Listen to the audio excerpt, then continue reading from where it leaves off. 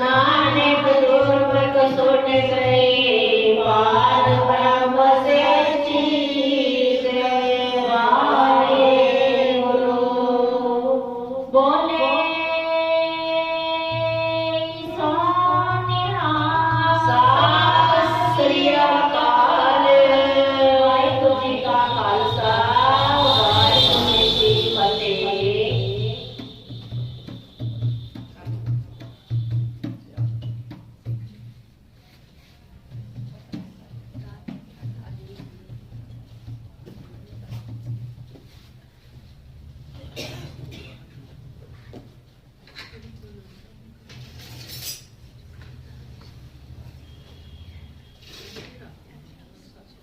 फिर नाश्ता पढ़ना बड़ा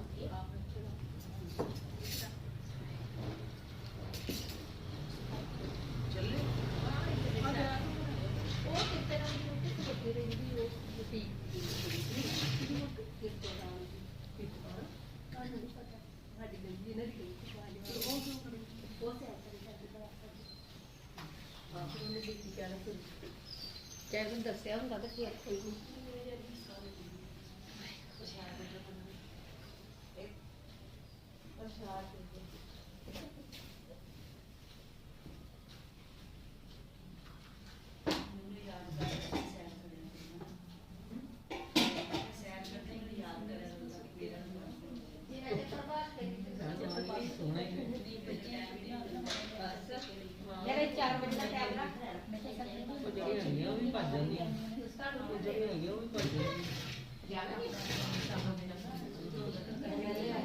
कोई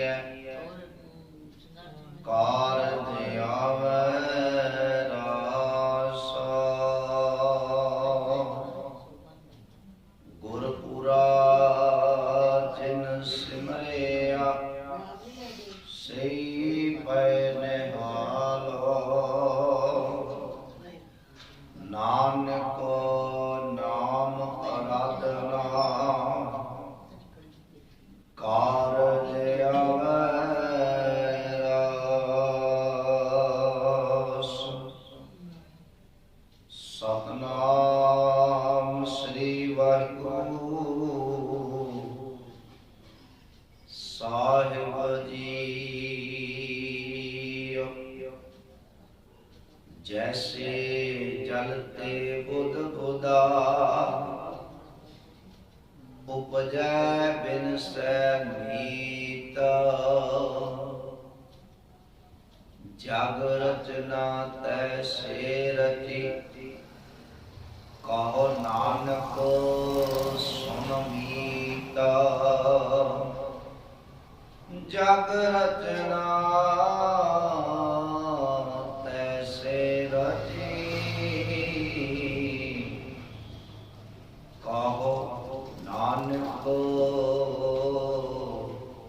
सुन मीत परम सम्मान जो जावर सकल तप दे मालिक दो जहान दे वालिए कुल आलम शब्द गुरु धन धन साहिब श्री गुरु ग्रंथ साहिब जी महाराज तिना दी मुबारक निकी गोद अंदर जुड़ बैठे अति काल जोग सत्संगी जनों, बड़े ही बड़े भागा वाले हो जो रोजाना ही अमृत वेले तो गुरु दरबार विच हाजरियां भर के अपने जीवन उन्हां अमोलक घड़ियां नूं सवारन दा यतन करते हैं। भागा वाले गुरसिखो, चल रही लड़ीवार विचार दे अधीन नौवें पातशाह हिंद दी चादर धन गुरु तेग बहादुर साहब महाराज जी रसना तो उच्चारण किए गए ये पावन श्लोक नंबर अज असी 25 की विचार करन जा रहे हैं। सतगुरु पातशाह ने अज दे इन्हां पावन श्लोकां दे अंदर जो उपदेश, जो सिद्धांत, जो फलसफा साडे सामने रखा है, असी उसनूं विचारन दा यतन करना। भागां वाले गुरसिखो सतगुरु समझाउंदे ने, महाराज कहन लगे इस संसार उस पानी दे बुलबुले दी तरह है। जदों जदों तुसी देखना पानी दे विच वड्डा सुट्टिया जावे कुछ बुलबुले निकलदे, जां पानी दे विच कोई छाल मारदा है कुछ बुलबुले पैदा होंदे हैं, पर वो कुछ समय दे विच ही, कुछ सकिंटां दे विच ही बदल जाते हैं, कुछ समय दे नाल ही खत्म हो जाते हैं। सतगुरु ने समझाया ये संसार भी बेसंहार है। इस संसार दे विच बहुत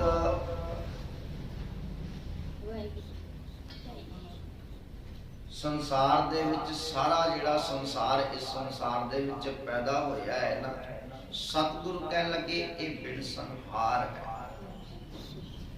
आओ इस पावन श्लोक की विचार करने तो पहला जितने शरीर दरबार जुड़े सतगुरु पातशाह नूं झुकाओ शीस, बख्शो आशीष, बुलंद आवाज विच फतेह बुलाओ।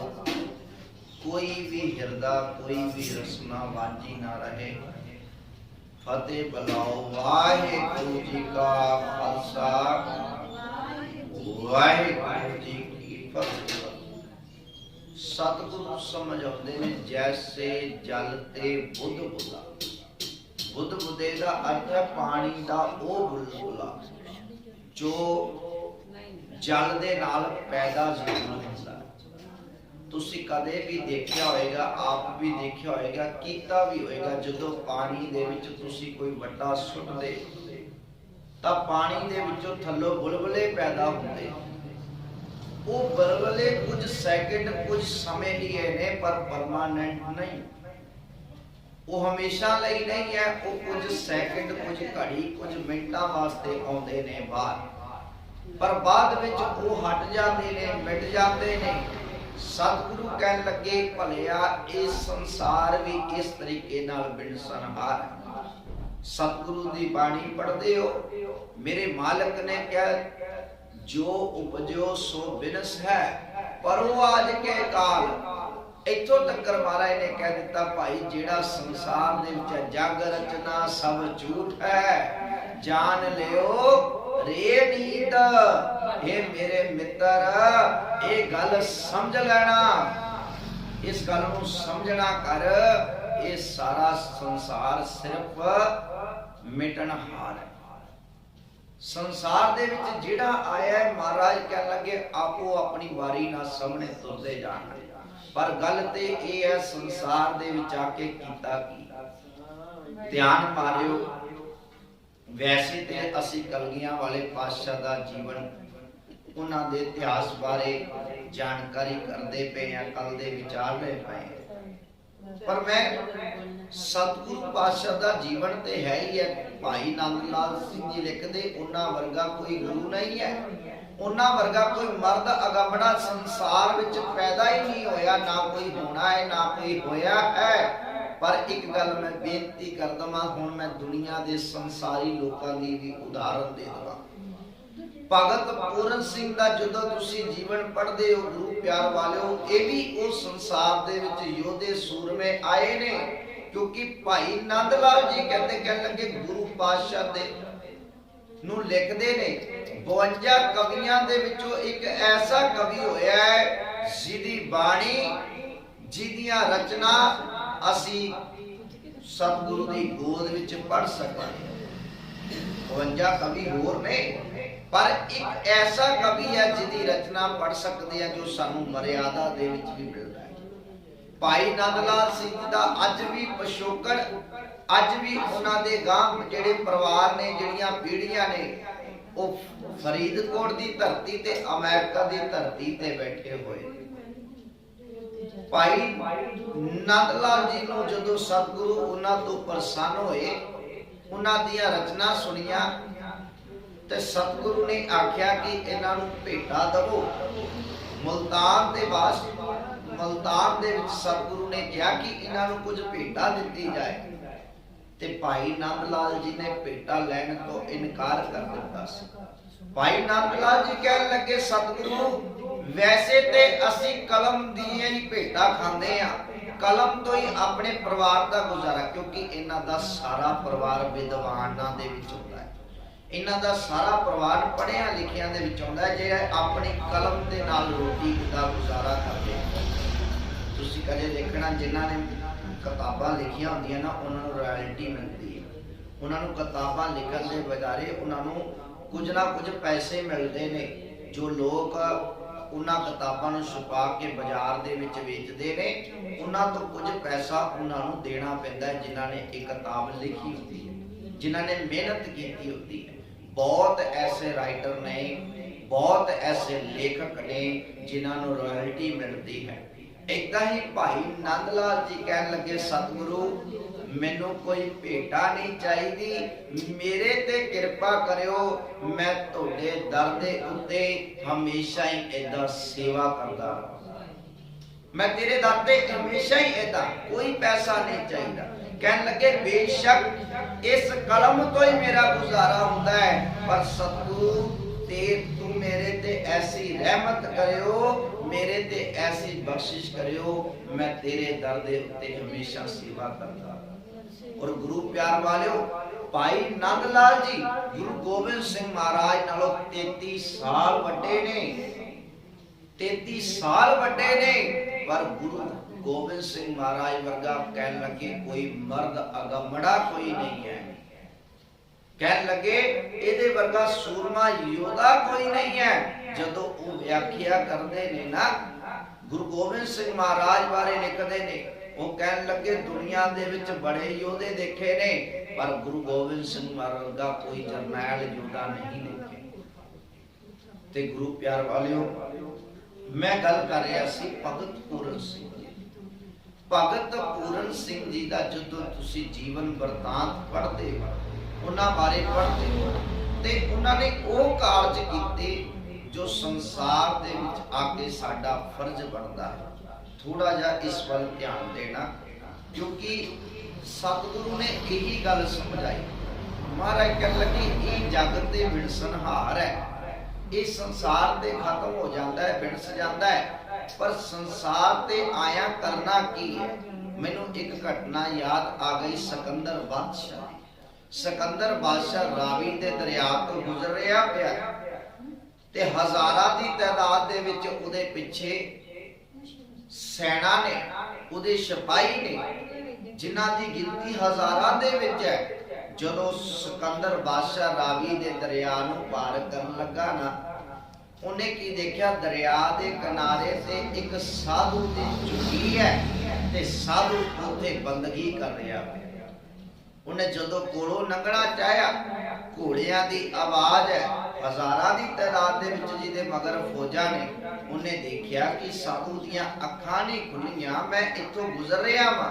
ਉਹਨੇ ਆਪਣੇ ਸਾਰੇ ਸਿਪਾਹੀਆਂ ਨੂੰ ਕਹਿ ਦਿੱਤਾ, ਰੁਕ ਜਾਓ, ਤੇ ਉਹ ਖੜਾ ਰਿਹਾ। ਕੁਝ ਜਦੋਂ ਸਮਾਂ ਖੜਾ ਰਿਹਾ, ਬੜਾ ਹੈਰਾਨ ਹੋਇਆ, ਮੈਂ ਦੁਨੀਆ ਦਾ ਬਾਦਸ਼ਾਹ ਹਾਂ, ਦੁਨੀਆ ਮੈਨੂੰ ਸਲੂਟ ਕਰਦੀ ਹੈ, ਮੈਂ ਦੁਨੀਆ ਨੂੰ ਜਿੱਤਣ ਤੱਕ ਆਇਆ, ਮੈਂ ਹਜ਼ਾਰਾਂ ਨੂੰ ਮਾਰ ਦਿੱਤਾ ਹੈ, ਹਜ਼ਾਰਾਂ ਨੂੰ ਲੁੱਟ ਲਿਆ, ਤੇ ਮੇਰਾ ਰਾਜ ਭਾਗ ਚੱਲਣ ਲੱਗਿਆ ਹੈ। ਪਰ ਇਹ ਸਾਧੂ ਨੇ ਅਜੇ ਤੱਕ ਅੱਖਾਂ ਨਹੀਂ ਖੋਲੀਆਂ, ਇਹਨੇ ਅਜੇ ਤੱਕ ਮੇਰੇ ਵੱਲ ਝਾਕਿਆ ਨਹੀਂ, ਦੇਖਿਆ ਨਹੀਂ। ਜਦੋਂ ਦੇਖਿਆ ਕਿ ਸਾਧੂ ਨੇ ਤੇ ਕੋਈ ਦੇਖਿਆ ਨਹੀਂ ਮੇਰੇ ਵੱਲ, ਅੱਖਾਂ ਨਹੀਂ ਖੋਲੀਆਂ, ਨੇੜੇ ਗਿਆ आवाज दी। कहन लगे फकीर मैं दुनिया का बादशाह सिकंदर हाँ ते मैं इथों गुजर रहा पिया पर मैं की देख रहा तुसी मेरी तौहीन की। कहन लगे तुसी मेरी तौहीन कीती है। मैं कद दा खड़िया तुसी एक बार भी अखां खोल के नहीं देखिया ना मैनू कोई सलूट कीता है। जिधरों दी मैं निकल जावा लोग लाइना कतारा ला के खड़ जाते ने क्योंकि मैं दुनिया नू जितन वाला बादशाह सिकंदर हाँ। साधु कह लगे फिर की होया। साधुआं दी अपनी मौज है। साधु किसी नू की समझदे ने उन्हां लिए ते करोड़ां रुपए दी मिट्टी दे न्याई ओ कह लगे चला जा साडे किसे काम दे नहीं तेरे इन्हां पैसिਆਂ दी शोरता। कह लगे फिर की होया की करेगा। कह लगे मैं दुनिया नू जित के दुनिया नू अपने मगर लावांगा। साधु ने अगो फिर हस के कह दिता फिर की हो जाएगा। कहने लगे दुनिया मैनू सलूट करेगी। साधु ने हस के कह दिता फिर की हो जाएगा। कहने लगे मैं सारे भारत दे उत्ते राज करांगा मेरा हुक्म चलन लग जाएगा। साधु ने फिर कह दिता फिर की हो जाएगा। कहने लगे समा पाएगा मेरे गां जड़ियां पीढ़ियां वो भी राज करनगियां। साधु ने फिर हस के जदों चौथी बार भी कह दिता ना फिर की होएगा। सिकंदर बड़ा हैरान होया कि मैं जेड़ी गल कह रहा है साधु ते मुस्कुरा के इको ही गल कही जाता है फिर की होएगा। जे तेरे मगर दुनिया लग जाए जे तेनू दुनिया सलूट करन लग जाए जे लोग तेरा कहना भी मनन लग जान जे लोग तेरी झूठी खुशामद भी करन लग जान फिर की होएगा। सिकंदर बादशाह कह लगे फिर मैं आराम करांगा।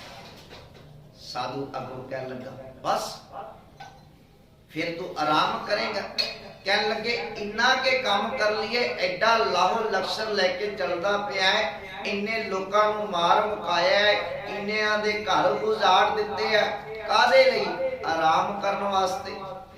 साधु कहने लगे इन्ना कुछ करन वाले आ तेनू अज भी आराम नहीं मिलिया। मैं झुग्गी दे विच रह के उस मालिक दा नाम जपदा वां ते बड़े सोहणे ढंग दे नाल आराम करदा। कह लगे मैं बड़ा आराम सोहना करता पिया। कह लगे जी आराम ही करना ते इन्ना कादे लिए की करी जा रहा पिया है इन्ना किस वास्ते करना है। दुनिया नू मार रहे हैं लुट रहे हैं तेरा मनोरथ ये थोड़ा है। असल विच साधु कहन लगे रब दा नाम जपिया कर ते आराम हो जाएगा। महाराज ने जपजी साहब दे विच आख्या ना जे जुग चारे आरजा होर दसोनी होए नवा खन्ना विच जानी है नाल चले सब कोए चंगा नाव रखाए कै जस कीरत जग ले जे तिस नजर ना आवई ता बात ना पूछेगे। महाराज कह लगे ओ भलिया हजारा गुना तेरी उम्र हो जाए सारी दुनिया तेरे मगर लग जाए पर जे गुरु दी नजर नहीं है तो सब कुछ व्यर्थ। साधु कह लगे ओ भलिया आराम ही करना है ते लुकाई दी सेवा कर लोकां दी मदद कर लोकां दे घर ना उजाड़। सिकंदर साधु दे चरना विच डिग्या खिमा मंगी।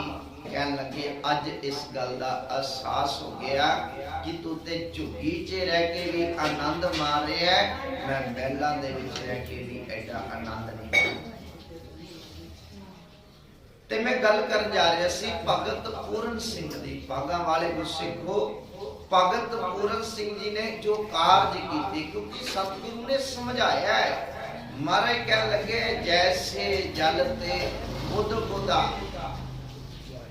महाराज कहते ये जिहड़ा संसार है पानी दे बुलबुलियां वर्गा है बिनसै हमेशा ही उपजै बिनसै नींद ये रात उपजदा है ते बिनसदा है। संसार दे विच दुनिया दे विच लोग आउंदे ने जन्म लेंदे ने पर महाराज ने ये वचन पहला तय कर दिते मरण लखाए मंडल में आए। ये गल्लां पहला तय कर दित्तियां सतगुरु ते पागा वाले गुरसिखो असी इतिहास पढ़ रहे सी गलगियां वाले पातशाह ਅਸੀਂ ਕੱਲ तक ਇਹ ਗੱਲ ਵਿਚਾਰ ਚੁੱਕੇ ਹਾਂ कि कलगियां वाले पातशाह महाराज ने देहरादून की धरती के उत्ते राम राय की पत्नी पंजाब कौर नूं उन्हां दा उत्तराधिकारी उत्थों की जिम्मेवारी थाप के जिन्ने मसंद करप्टी हो गए सन उन्होंने कड़ाइयां दे विच पा के साड़ दिता ते सतगुरु फिर आनंदपुर साहिब की धरती ते आ गए ते बागा वाले गुरसिखो माता गुजर कौर दे नाल विचार करते हैं कहन लगे माता जी जेड़ी आपां मसंद प्रथा चलती आ रही है ये जेड़े मसंद ने ना ज़्यादातर करप्टी हो गए ने माड़े किरदार के हो गए ने संगतां नूं लुटदे ने ते सतगुरु पातशाह ने ये बागा वाले गुरसिखो मैं एक गल होर कह दूँ एक मैनूं छोटी जी साखी याद आ गई एक नशहरे नाम का राजा होया है कह लगे उन्हें अपने नगर दे विच लंगर लाउणा ते जदों लंगर लाउण लगा ना उन्हें अपने सिपाहियां नूं भेजिया एक हट्टी दे उत्ते एक दुकान ते भेजिया दुकानदार नूं कहण लगे सानू राजे ने भेजिया ते आ समान चाहिदा ते उन्हें सारा समान कर दिता अगों दुकानदार बड़ा है सेवा भावना वाला सी उन्हें कह पूछ लिया कि ये समान करना की है कहन लगे राजन ने लंगर लाना है गरीबा वास्ते लोड़वंदा वास्ते लंगर लगना है कहन लगे इदा करो आ सारा समान ले जाओ मैं पैसे कोई नहीं लैने वो कहन लगे पैसे ले लो तुसी कहन लगे नहीं पैसे नहीं लैने उस सिपाही वापसी आ गए समान आ गया लंगर तैयार हो गया राजन ने 2 दिन बाद पूछा कि भाई वो समान किन्ने दा आया वैसे तो तुसी देखो जे ना पूछे तो गल वखरी है राजे ने पूछ लिया वो अगों सिपाही कहन लगे राजन जिदे कोल तुसी समान लैन भेजिया सी वो ते बड़ा आप सेवा भावना वाला है प्यार बंदगी वाला है दुनिया दी समाज दी भलाई करने वाला है कहन लगे उन्हें पैसा कोई नहीं लिया राजन ने सिपाहियां नूं नाल लिया दुकान ते पहुंच गया कहन लगे भाई तुसी पैसे नहीं लए कहन लगे राजन तुसी भी सेवा कीती है ते मेरा भी मन दा विचार आया कि कुछ ना कुछ हिस्सा मैं भी पा लवां वो कहन लगे सेवा करनी है बिल्कुल चंगी गल है इहदे विच कोई माड़ी गल नहीं तुसी सेवा करदे हो समाज दे भलाई दा कोई कार्य करदे हो पर कहन लगे जदों तुसी अज पैसे नहीं लाए मेरे इन्हां सिपाहियां ने अज ते मैं इन्हां नूं पुछ लिया ते इन्हां ने दस दिते कोई पैसे नहीं लाए अगां इन्हां ने मेरा नाम वर्त के तेरे कोल समान लेंदे रहना ते इन्हां ने करप्टी हुंदे रहना इन्हां ने सरकारे दरबारे ते ये गल कह देनी कि फलाना इन्ने पैसे दा समान आया पर इन्हां ने फ्री ते कहन लगे इन्हां ने तेरी सारी दुकान लुट के खा जानी फिर राजा ने उत्थे बड़ी सोहनी गल आखी कहन लगे मैं ते किसी दे बाग दे विचों एक अमरूद भी ना खावां कहन लगे बेशक मैं उस बाग दे विचों एक अमरूद खावांगा पर आज जिन्ने मेरे सिपाही ने जिन्ने मेरे चेले चाटड़े ने इन्हां ने बाग दा बाग खत्म कर देना है इन्हां ने बाग दा बाग खत्म कर देना है क्योंकि इन्हों फ्री खान की आदत पै जानी है तू सिर्फ मेरे नाम करके दे जाना कहन लगे मैनू तेरा एक भी फ्री का कुछ नहीं चाहिए तू आ पैसे लै अगे तो भी पैसियां दे ही देना है जदों तेरा मन करे आप सीधी जाके सेवा कर ले आप अपनी मर्जी ना सेवा कर ले सिर्फ उन्होंने इस करके मैं साखी गल की है कि जेड़ा दान है दसवंध है कि सिखा तू अपनी अकल मत दे नाल देना है महाराज ने कहा ना अकली पाइए दान अकली करके बुझिए अकली कीजे दान कह लगे अकल दे नाल तू देख सी तू जेड़ा दसवंध है तेरे कोल कोई लोड़वंद है तेनू देखण दी लोड़ है विचारन दी लोड़ है कि आ सर्दियां दा मौसम है देख कोई लोड़वंद बच्चा जिहदे को पैरां दे विच जोड़ा नहीं है पहनन नूं कोई गरम कपड़ा नहीं है उन्होंने गरम कपड़ा लै दे उहदे बच्चियां नूं बूट जराबां लै दे तां जो कोई ठंड दे नाल मर ना जावे ठंड दे नाल किसी नूं कोई नुकसान ना होवे कह लगी कि तेनों सोचना पैना है। देख कोई बच्चा पढ़ाई तो नहीं रह रहा, कोई बच्ची पढ़न तो नहीं रह रही, किसी लोड़वंद बच्चे दी स्कूल दे विच जाके फीस दे दे, ये सब तो उत्तम दान है, ये सब तो वड्डी सेवा है। क्योंकि जदों तू लोड़वंद, मैं मना नहीं करता गुरु प्यार वालियो, मैं ये नहीं कहता तुसी लंगर ना लाओ, पर ये विचार के लाओ। तुसी देखना नगर कीर्तन निकलते ने, आ साहिबजादियां दे शहीदी दिहाड़े जोड़ मेले लगते ने, ते मैं एक गल परसों चौथ किताब दे विच पढ़ रहा सी, उन्होंने पंजाबी दी किताब बीए दे विच एक गल लिखी, कह लगे उस साहिबजादियां दे शहीदी जोड़ नूं भी मेलियां दा रूप दे दिता है लोकां ने। सिर्फ उत्थे मेला कट्टण जाते ने, गए मैं नहीं देखता, बहुतियां नूं ते इन्ना भी नहीं पता, बहुते तां इह कहंदे ओ फलानी जगह उधर लंगर लगे, ओ जलेबियां उधर लगियां, ओ पकौड़े इधर मिलते ने। कदे साहिबजादियां कोल जाके ये भी सिखाया करो, सतगुरु बाबिओ तुसी साडे बजुर्ग हो, तुसी ओ कारज कीता, वजीर खान नूं लकार के ये गल आखी सी, असी अपनी सिखी नहीं त्यागांगे, सिर जावे ता जावे, मेरा सिखी सिदक ना जावे। माफ करना, गुस्सा ना मनाना, हकीकत ये है असी सिस्टम ही कुछ बदल के रख देता। जे जिन्ना सादा गुरु का लंगर होएगा, संगत छके, किसानी अदौलत दे विच पता की दिक्कतां होण लग गईਆਂ सी, सर्दियां दा मौसम सी, वो ज्यादियां गर्म चीज़ां खाण करके भी बहुतियां नूं दिक्कतां आउण लग पईਆਂ। इस समय दी लोड़, हरेक चीज़ दी लोड़ दे अनुसार खाधी जाए ते ओदा फायदा है, पर जे लोड़ तो वध खाधी गई वो नुकसान भी हो जाता है। क्यों ना होवे कि साहिबजादियां दे शहीदी जोड़ मेले ते सादा लंगर लग्या होवे, संगत प्रसादा छके ते गुरु जस बाणी दा शब्द सुने ते संगत घरे आके बस दे विच गल ये करे कि अज मैं साहिबजादियां दे शहीदी दिहाड़े तां उस स्थान ते जाके आया जिथे भाई साहब ने शब्द पढ़िया, सूरा सो पहचानी है जो लरे दीन के हेत, पुरजा पुरजा कट मरै काबू ना छाड़े खेत।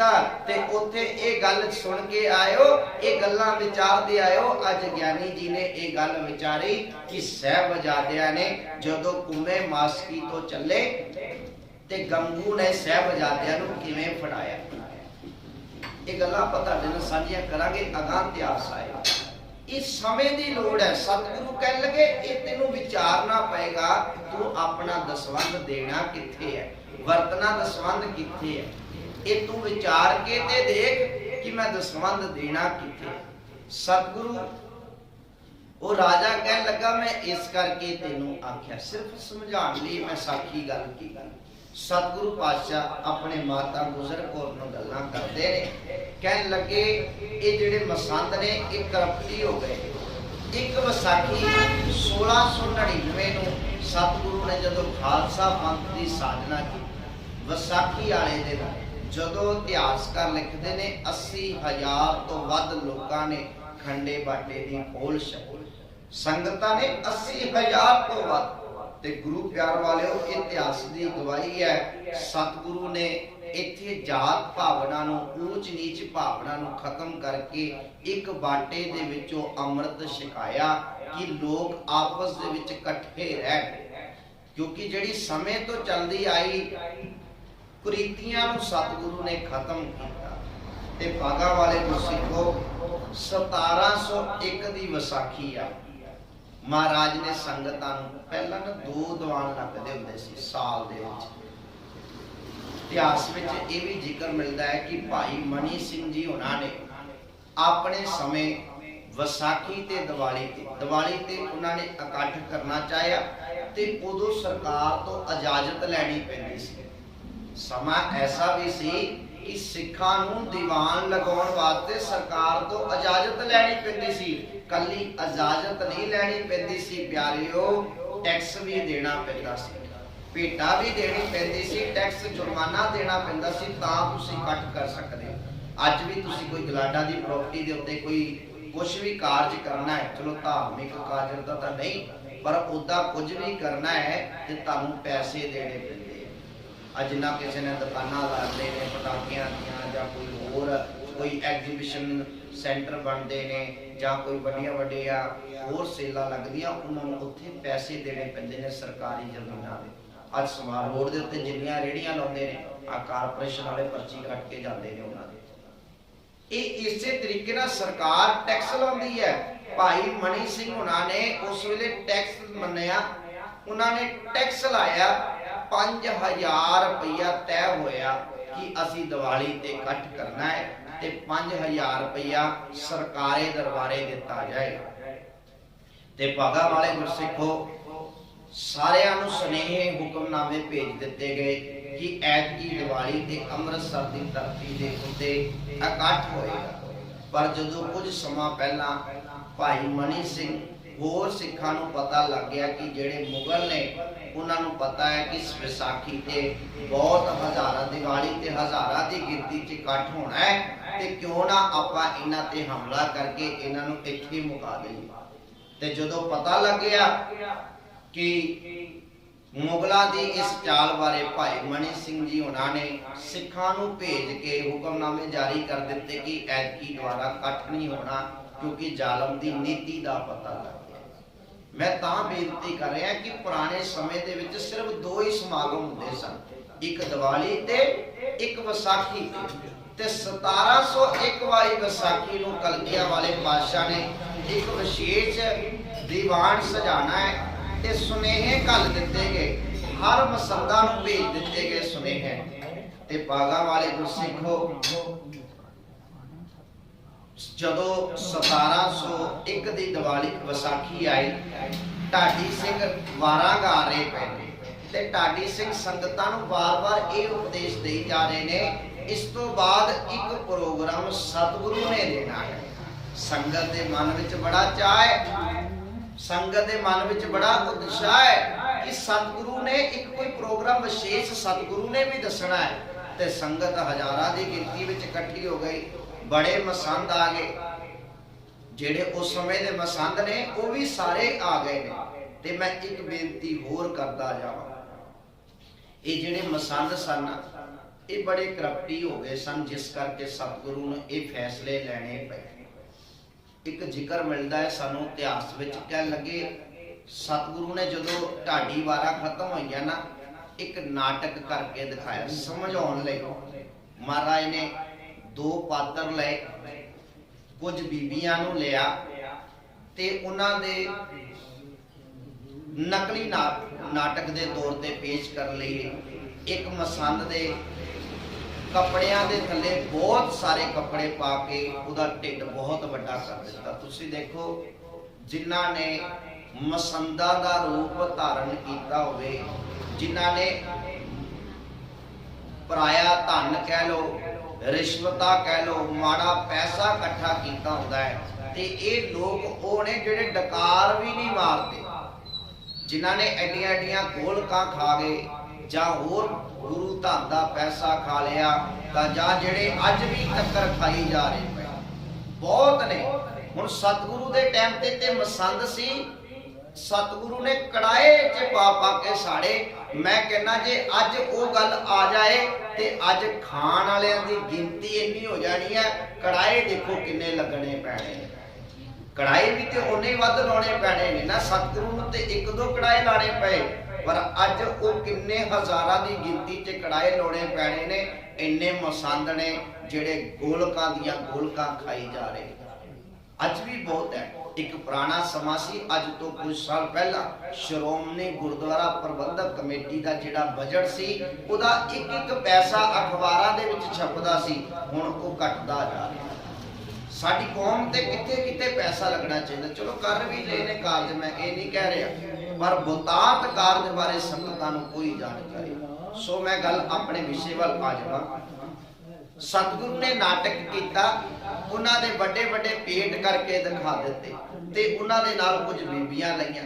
उन्हां ने की नाटक किया, वो किसे एक सिख दे घर गए ते कुंडा खड़काया, कह लगे बीबी कुंडा खोड़, असी मसंद आए आ।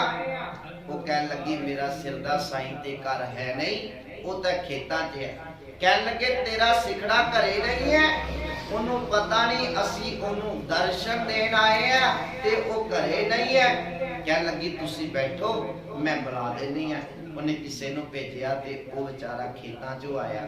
जदों खेतां चों आया ते उन्हें आओ भगत कीती ते कहन लग्या, जदों उन्हें कोई सादा भोजन दिता, कहन लगे तेनू पता नहीं असी सादा भोजन नहीं खांदे, सानू ते मीट शराब लेके आ, कोई वधिया पदार्थ लेके आ, असी आ दाल दूल नहीं खांदे। उन्हें बेचारे ने मजबूरी ने, क्योंकि मसंद उस समय इहो जिहा रूप धारण कर बैठे। मसंद वेशवा अपने नाल रखन लग पे। उन्होंने मीट वगैरह बना के दे दिता, सोहना बिस्तरा लगा दिता। मसंद ने उस सिख दी बच्ची नूं आख्या, इस बीबी दे पैर घुट, इहदी सेवा कर। चलो खैर रात आ गई, उन्हां वास्ते बिस्तरे सोहने ला दिते। हुण सवेर होई, सारा परिवार सवेरे सवेरे तड़के उठ के इशनान पानी करके बैठ गए कि ये उठणगे ते सानू रब दा कोई नाम जपाणगे, क्योंकि गुरु घर दे मसंद ने सानू वाहिगुरु दा सिमरन कराउणगे, नितनेम कराउणगे। पर वो उਡੀकदे रहे। वो 11-12 बजे दिने उठे ते उठदे सार उन्होंने खाण पीण नूं फिर समान मंगिया।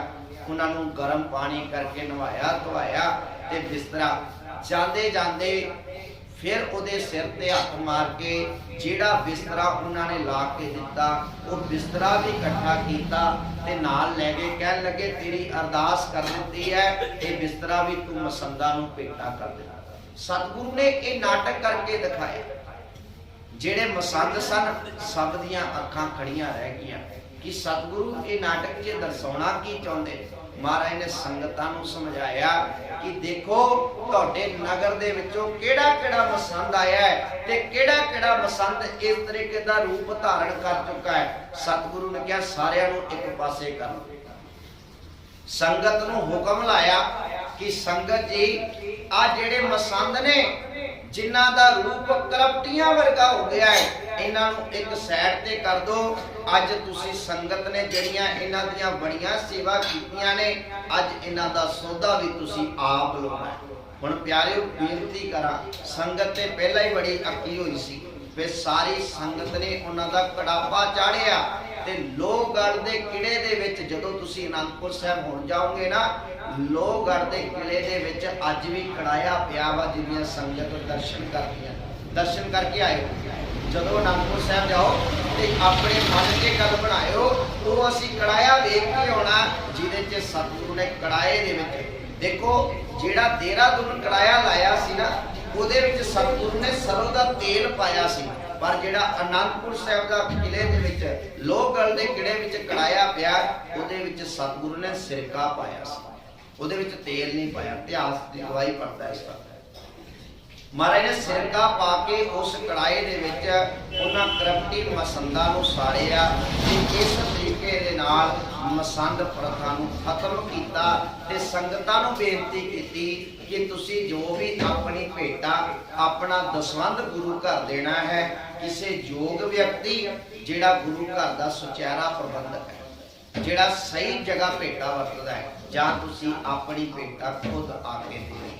जदा लिखा नहीं होंदा कि गुरुद्वारियां दे विच संगत जी रसीद जरूर लो, संगत जी जिहड़ी अपनी भेटा सही जगह वरतो करो। ये इसे करके ये सारियां गल्लां इसे करके है। ते एक होर उदाहरण देना, भाई फेरू मसंद होया जिहदा बड़ा जीवन सोहना है, जिन्हों सतगुरु ने फिर बचन कीते, भाई फेरू तेरी दाढ़ी सुची तेरी करनी सुची।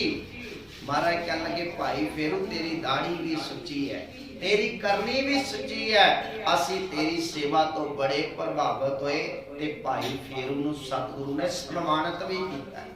देखो सारे माड़े नहीं, मैं सारियां नूं इक्को कतार च नहीं देखदा, ना मैं किसी नूं कुछ कहना चाहुंदा क्योंकि मैं कौन है। पर देखो सतगुरु दा इतिहास है, सारे माड़े नहीं होंदे ते सारे चंगे भी नहीं होंदे। संसार दे विच तुहानूं हर तरह दे लोग मिल जाणगे, हर तरह के सोच वाले मिल जाएंगे। ते सतगुरु ने एक होर छोटी जी गल कह के मैं समाप्ति करनी है, समा बहुत हो गया। ढाके की धरती तो एक मसंद है, भाई बरीका नाम होगा, बरीक नाम आता इतिहास के विच। सतगुरु ने साहिबजादा अजीत सिंह का जन्म होता है ते महाराज ने उस मसंद की सेवा लाई। कह लगे साहिबजादे वास्ते एक भंगूड़ा लैके आना है, तो भंगूड़ा तुसी तैयार करके लैके आओ। पर कह लगे जिहड़ा सानू भंगूड़ा चाहिए है ना, वो सोने का चाहिए। सतगुरु ने उसकी सेवा ला दी। महाराज कह लगे चलो देखिए ते असीं ये कितना के योग है, किते ये भी तो नहीं करप्टी हो गया, ये भी तो उन्हां मसंदा वर्गा तो नहीं हो गया।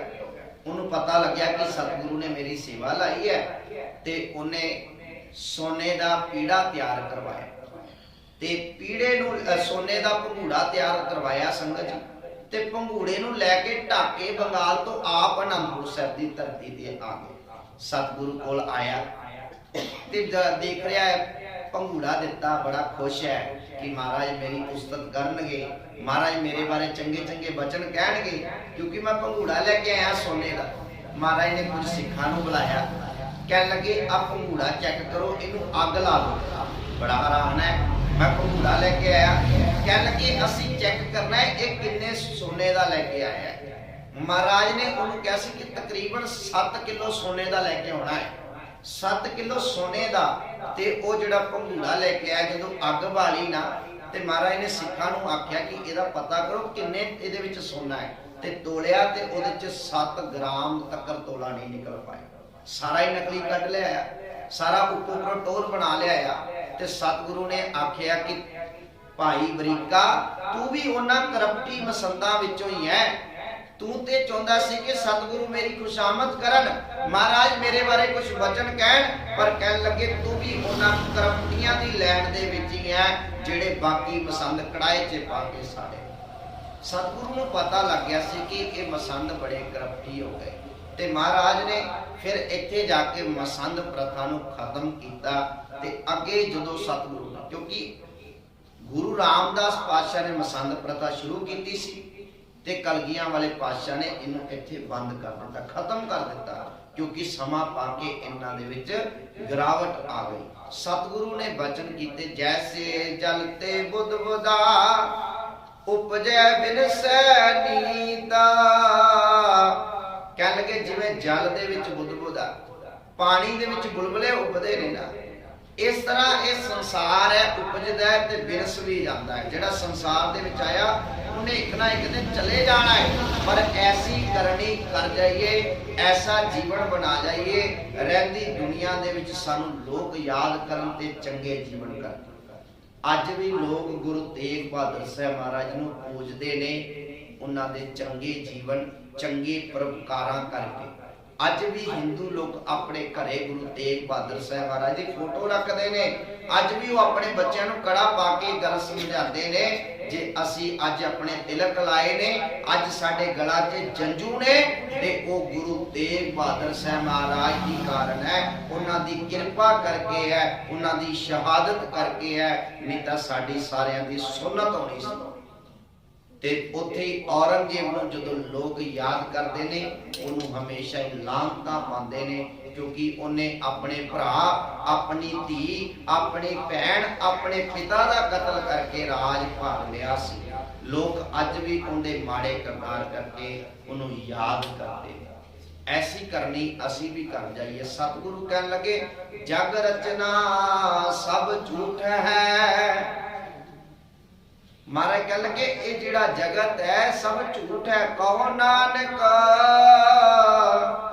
नौवें नानक बेनती करदे सुन मीता, हे मेरे मित्र इस गल नूं सुनना कर, समझना कर। ये जिहड़ा संसार है, ये जिहड़ी संसार दी रचना, ये झूठ दी न्याई है, ये बिनसनहार है। सतगुरु कृपा करना, भुलां चूकां दी खिमा, बुलाओ फतेह, आखो जी वाहिगुरु जी का खालसा, वाहिगुरु जी की फतेह।